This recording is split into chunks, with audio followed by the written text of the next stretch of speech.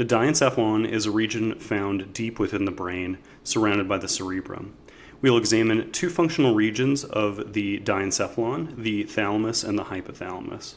The thalamus is a cluster of nuclei that function in relaying sensory information from the various sensory structures of the body to the interpretation areas of the cerebrum.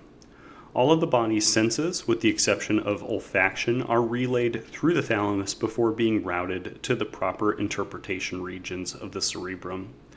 The neurons that carry olfactory sensory information from the nasal cavity connect directly with the interpretation areas in the limbic system deep within the temporal lobe.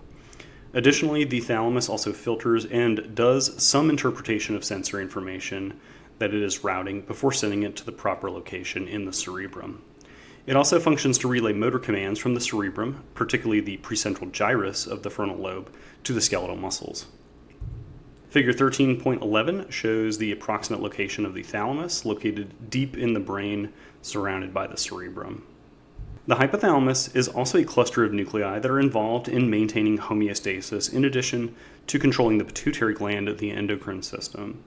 The hypothalamus has neuron clusters that function in maintaining body temperature, regulating feelings of hunger and thirst, and controlling food and water intake, in addition to creating physical responses to emotion, such as sweating, increased heart rate, and things like that.